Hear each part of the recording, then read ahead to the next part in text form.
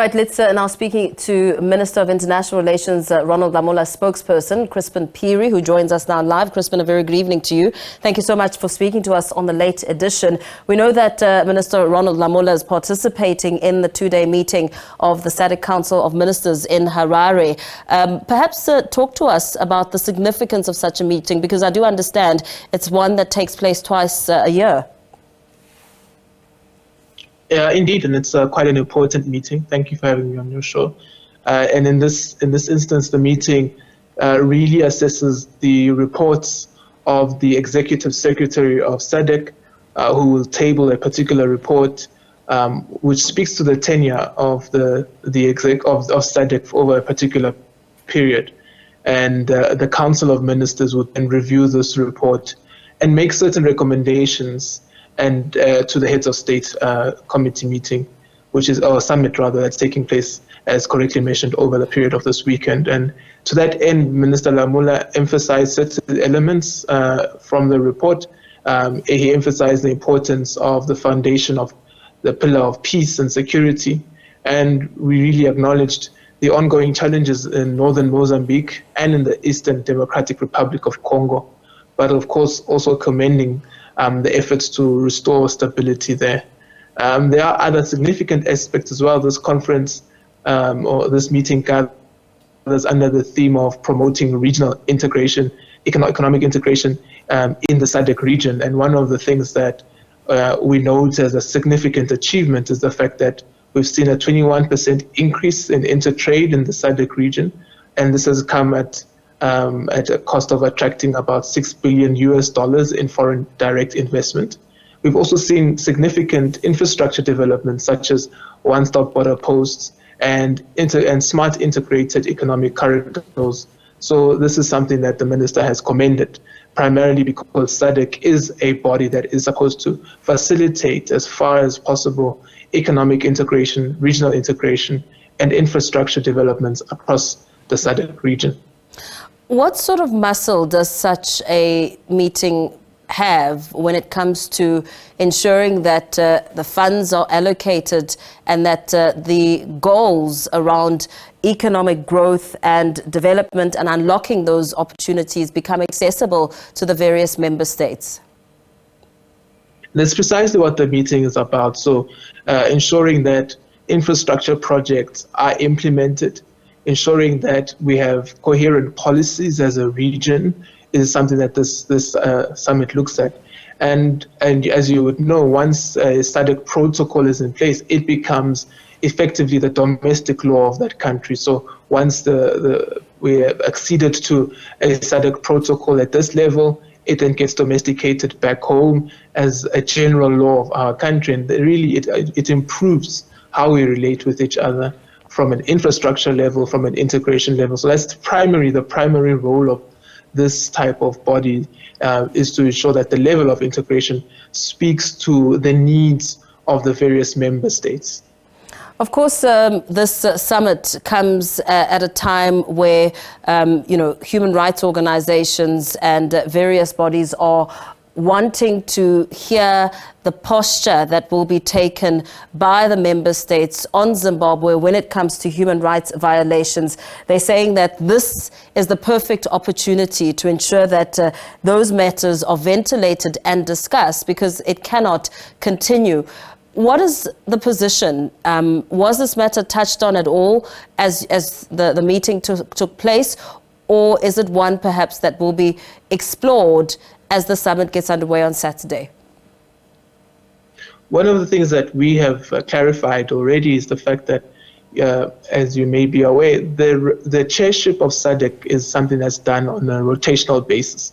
So one cannot dictate who should chair and who should not chair at a particular period. It's really done on a rotational basis, and it could be going to another country, I think, in the next year, but there's a system in place, and it's done in that way.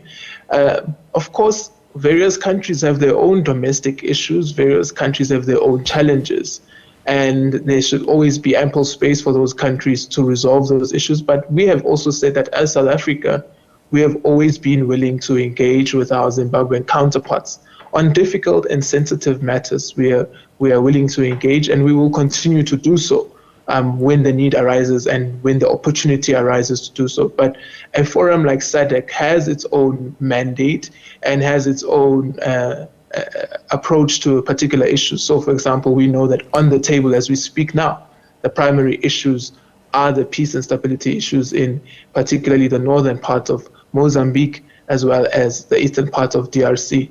But should the member states of SADC decide that there are other issues as well that they would like to explore, that is what SADC would then decide as a collective body. And I think that is something that has always been the custom of SADC, and it's something that will not change at a drop of a hat. Yeah, I would imagine that this would be the perfect opportunity to speak of such a matter. The onus would essentially be on SADC leaders to speak out about it. In fact, as you and I speak, Amnesty International has reported that more than 160 people have been arrested in an ongoing crackdown, allegedly to silence dissent ahead of the summit. With such a climate, I would imagine that this is a matter that will now be prioritized and looked at with a great deal of consideration, because essentially, you have made mention that there was no way and that the summit could be moved to a different country because Zimbabwe was hosting. But this matter, I would imagine, would need a stronger posture for the people who are commenting about how shocking the human rights violations are. Some sort of intervention is needed from the leaders who are coming together. Are you saying that this matter was not spoken about at all, and perhaps the position that is being discussed is one that was not ventilated? What I'm saying is that what was reviewed was the executive secretary's report, and that was what was primarily on the table. And I'm also saying that to some extent we must always allow the domestic processes of the country to take its own course. If we were to give an example of South Africa, where we would say that a particular organ of state has violated one or two rights of an individual, or even more, any rights of an individual, we have our own internal processes that an individual could go through to ensure that the status quo ante is restored. And it would be the same in any other country as well. But of course, it doesn't mean that SADC is not open as an institution. So assessing some of these issues, in fact, one of the things that SADC does look at overall is the level of governance to some extent in some of these countries and what can improve as for the SADC region as a whole. To that end, for example, one of the things that was commended was the fact that in the SADC region we're expecting at least 6 elections to take place. That is something that shows that democratic governance is taking place. An evaluation of what those elections entail and how those elections have gone is something that the SADC Secretariat is capable of tabling as a report as and when they think is necessary to do so. And that is something that SADC has done previously, and we believe that they would do as well. But again, to reiterate that as South Africa and as a neighbor of Zimbabwe, where we feel that we could have a constructive engagement with our Zimbabwe sister nation, we have not shied away from doing so, and we will continue to do so.